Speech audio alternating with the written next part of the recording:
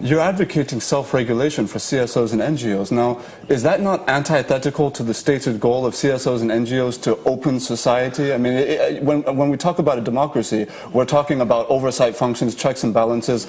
Who checks CSOs and NGOs if they want to check themselves? They are already being checked by existing institutions like CAMA, Company and Allied Matters Act. They relate very well with the EFCC. The courts are there, you know, and they are accountable to their members.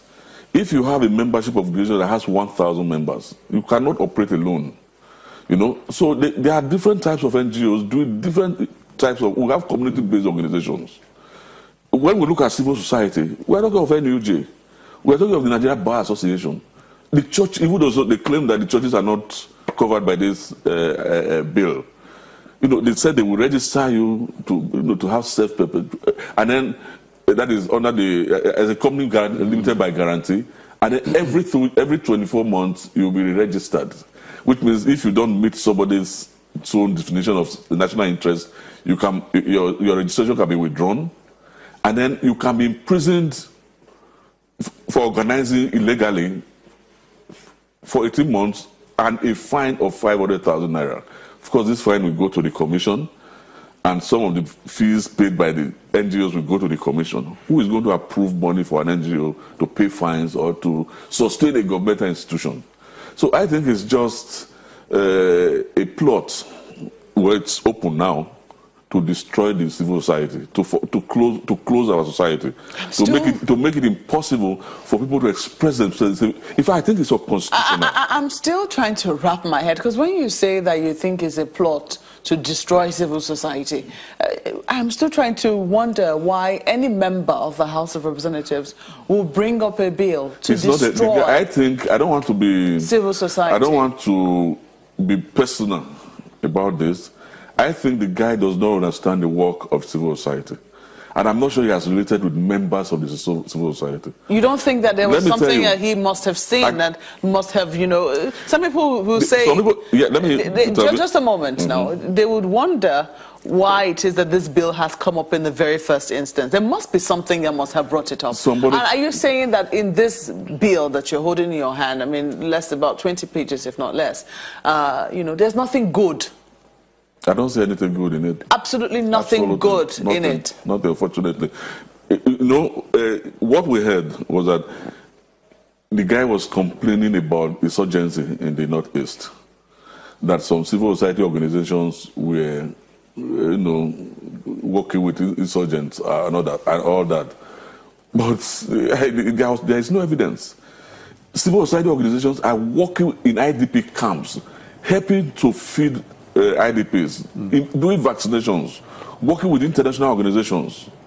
So, I mean, the military doesn't have the capacity to do everything.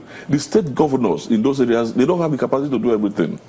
Civil society organizations are doing immunization against all kinds of diseases all over the country. So I don't think anybody is disputing the fact that CSOs do good work in the country. I think what's in dispute here is that there are issues that come up. For example, we know that there's a precedent for example, foreign actors to use advocacy groups in the developing world to push their agenda. Just for example, how do you counter some of these activities from some of these illicit NGOs if it's self-regulating? Because they would be part of the table negotiating potential resolution. If there is any illicit NGO, the law is there to take care of it.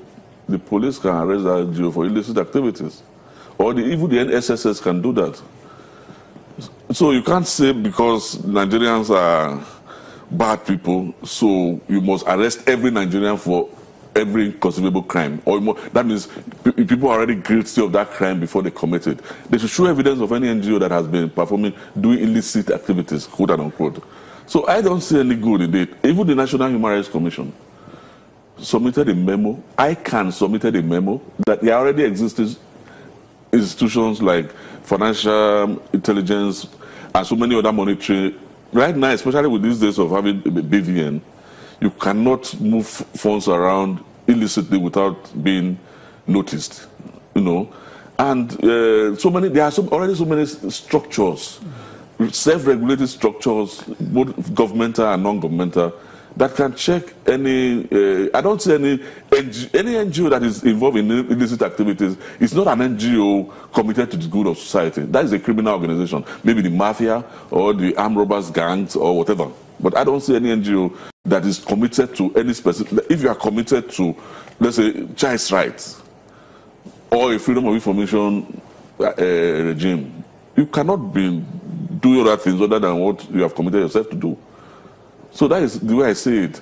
This raises questions, though. I mean, I think if you say that CSOs can self-regulate, yes, and government is thinking, or certain quarters and certain government quarters are thinking, let us establish something that can help regulate the NGOs. It raises the issue of regulation among CSOs. Yes. Do you think that CSOs would be able to coalesce and by themselves set a standard, for other CSOs? If you don't meet this criteria, you cannot be qualified as it. Maybe they will have a body by themselves which regulates their activities. I think I don't believe we should have a monolithic CSO structure. The TMG is a coalition of many groups. When we started, we were about 21 groups. We committed ourselves to election monitoring the transition program, the police, the military, the electoral system, media coverage of the electoral process, voter registration, civic education. We committed ourselves to all that. So we knew what we wanted to do, and we are committed to it. We had regular meetings. We have a coordinating committee, and many of these NGOs, like this TMG, every 4 years they are elected, or they have elected members that subject themselves to re-election or being thrown out or whatever. There was a time they went to court to challenge the activities. Because you talked about associations like the Nigerian Bar Association. Yes, it's self-regulating. Yes, and you talked about ICANN submitting a memo as well. Yes, self-regulating. Saying that this bill is not necessary. These are bodies that regulate the activities of their members. Yes. Now, do you think that among CSOs, they can also have a body that regulates the activities of their members? You cannot have. Why I don't think you can have a single body. Maybe it's open to the further exploration. But why I don't think that is necessary is that NGO is not one monolithic professional body or religious body or whatever. Various actors active in the civil society to pursue the common good. Some may not be. Some are operated through the churches, some are operated through other religious groups, the Red Cross and all that. So they all have they are committed themselves to specific goals, So why am I interested in, if I'm not a lawyer, why am I interested in how the NBA regulates itself, or how the church groups, the faith-based organizations regulate themselves? So I believe every organization, I think, because what is expected of them before they are registered with KAMA is already, they ask for a constitution, you submit names of your trustees, and then you give information, like you are registering a company. They are companies, they are legal personalities. Now you say, okay, you're a legal personality for 2 years.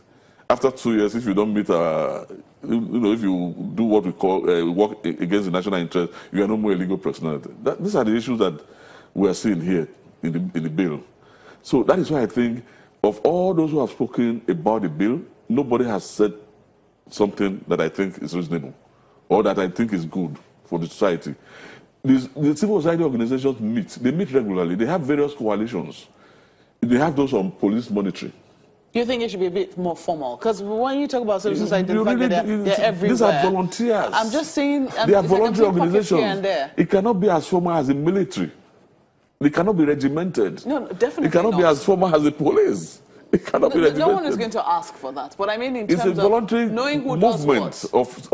of free citizens exercising their freedom of association, freedom of expression, and if you now try to do anything to degrade that freedom, to derogate from that freedom, or the free exercise of that freedom, you are no longer encouraging volunteerism. You are no longer encouraging citizens to participate in the governance of their country or in strengthening the institutions of governance of their country.